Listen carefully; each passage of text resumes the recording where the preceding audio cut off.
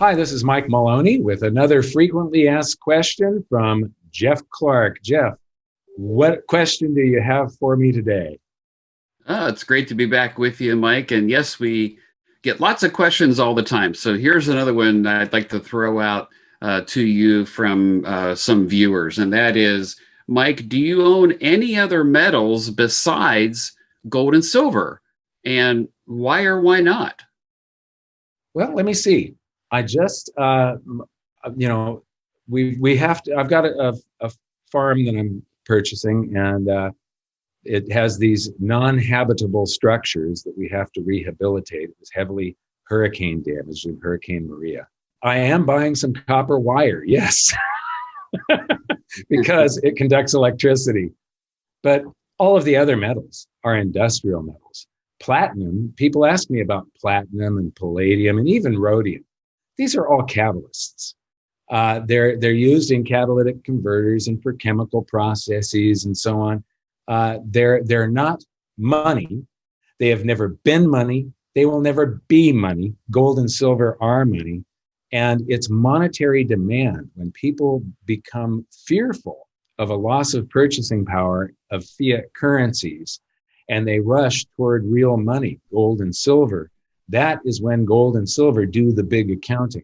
Platinum doesn't do the accounting. Neither does palladium or rhodium. They have big moves in them. If you're a professional trader and you can figure out what direction you think these things are going, be my guest. I'm just not interested. I like to follow the economy, monetary history, economics. These are my passions, and the thing that is the most important to me is to try and figure out where prosperity comes from and what extinguishes it. And in doing that, I have to study economics and monetary history.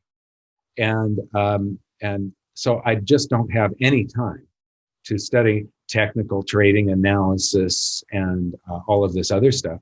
And so when I discover something that is fundamentally undervalued, the fundamentals are what I do what's called long-term swing trading. My trade is that I've been accumulating gold and silver since 2002. I haven't sold any.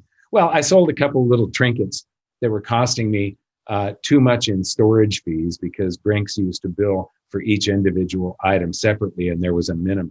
So I was paying ridiculous. So I sold a couple of little trinkets, but then I bought the same number of ounces back in things like bars or, I have some silver and gold eagles, and I've got silver and gold bars. And that's the bulk of my holding. For real tail risk emergencies, I don't like to be a tinfoil hatter, but for the potential of something really bad happening, and then governments trying to make precious metals illegal, I do have bullion jewelry, gold, that we came out with at goldsilver.com. But when it comes to other metals, copper is used mostly in wiring and plumbing. And if the world is going through a financial crisis, they're not going to be building a ton of houses. Lead is used in car batteries. Zinc is used in castings. Platinum, palladium, rhodium, these are used as catalysts. They're industrial. And so if there's an economic slowdown, there's going to be an industrial slowdown, which means they may be going up due to hyperinflation, but they'll be falling in value and price measured if you're pricing them with gold and silver. Those are the assets that are money. Those are the assets that everybody runs to.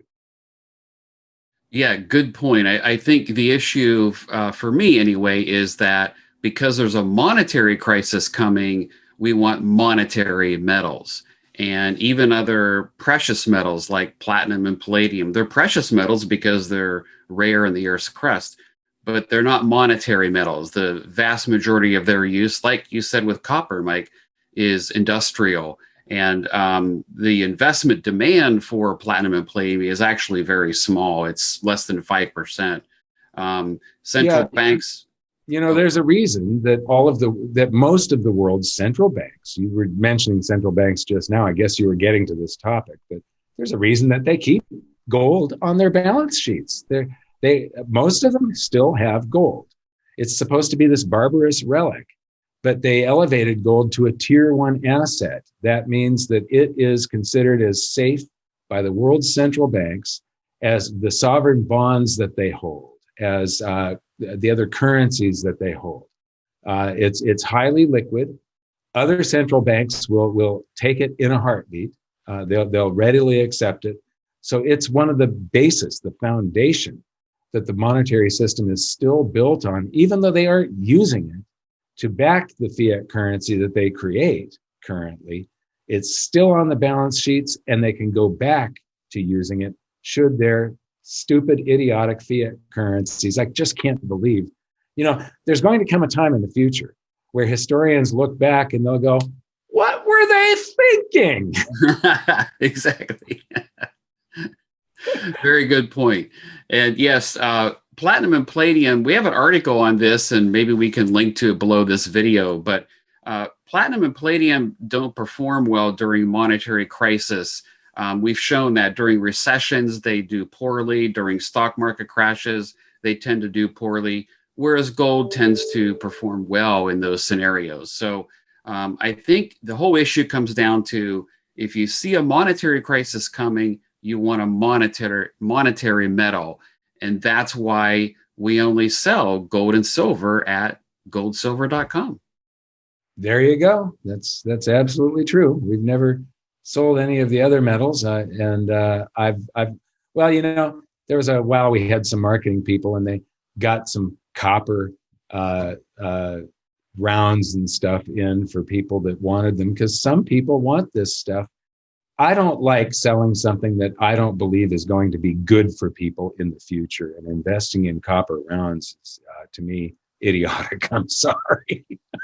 Right. But, gold and silver, monetary metal for monetary crisis.